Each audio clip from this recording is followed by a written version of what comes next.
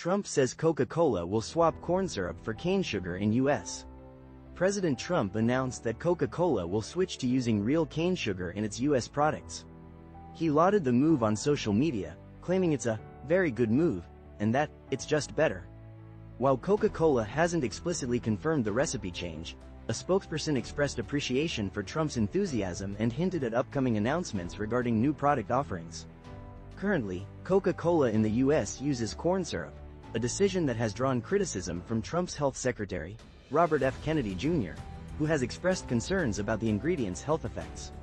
The potential shift to cane sugar has sparked controversy, with the Corn Refiners Association raising concerns about job losses and increased foreign sugar imports. This change aligns with Kennedy Jr.'s broader push to remove certain ingredients, including corn syrup, from processed foods. He believes these ingredients contribute to various health problems and is working to update national dietary guidelines. Ironically, President Trump, a known Diet Coke enthusiast, consumes a product sweetened with artificial sweetener, not cane sugar. The impact of this decision on both public health and the American agricultural industry remains to be seen. In our next story, 7.3 magnitude earthquake rattles Alaskan island, prompting tsunami advisory. A powerful 7.3 magnitude earthquake struck near Sandpoint, Alaska, triggering a tsunami warning from the National Weather Service. The warning, issued Wednesday, was later reduced to an advisory. The quake's epicenter was located about 54 miles south of Sandpoint, on the Alaska Peninsula, a remote area approximately 600 miles southwest of Anchorage. The tsunami advisory impacted a significant stretch of the Alaskan coastline, from South Alaska and the peninsula to Kennedy Entrance and Unimak Pass. Cities like Cold Bay and Kodiak were also included in the advisory. While sirens sounded in Kodiak as a precaution, police reported no immediate damage. One resident of Cold Bay described the earthquake as relatively mild, noting their elevated location minimized any concern.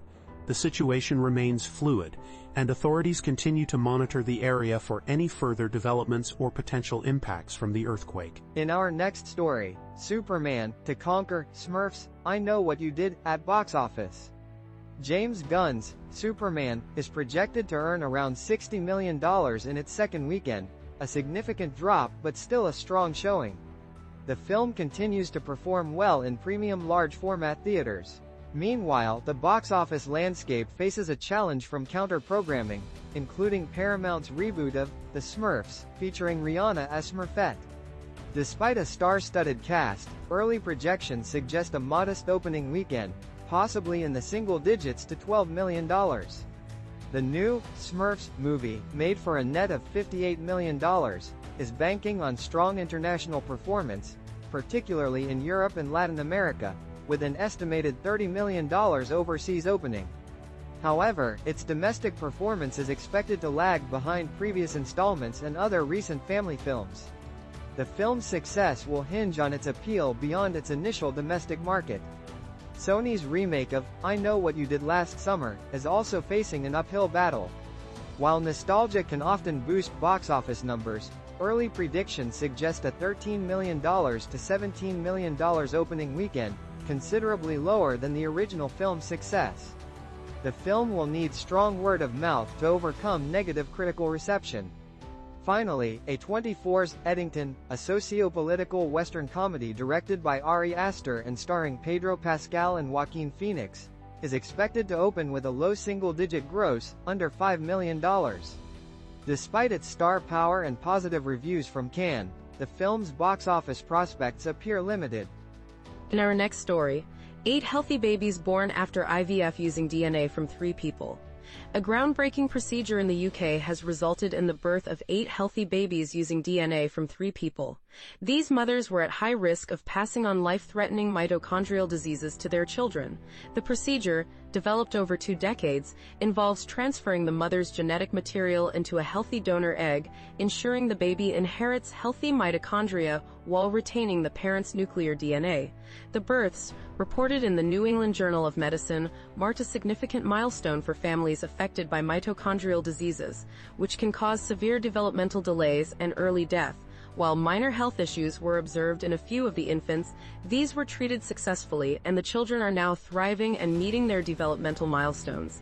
The success rate of the procedure, known as mitochondrial donation treatment, MDT, was 36%, compared to 41% for pre-implantation genetic testing, PGT, used in similar cases. Further research is underway to improve the procedure, aiming to reduce the minimal transfer of potentially harmful mutated mitochondria from the mother.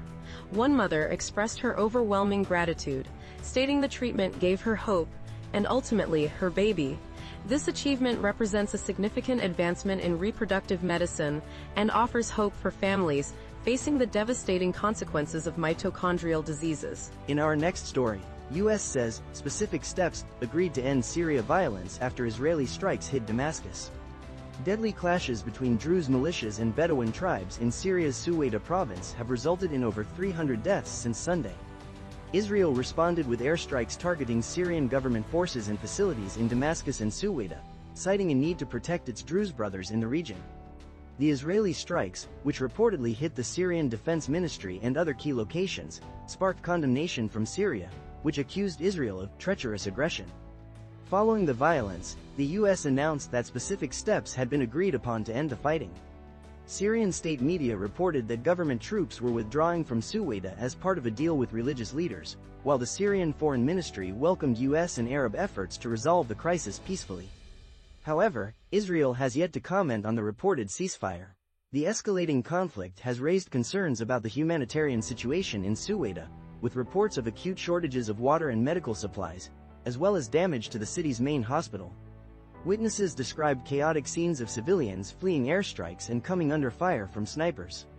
The situation remains tense despite the reported ceasefire agreement, highlighting the complex and volatile dynamics of the ongoing Syrian conflict.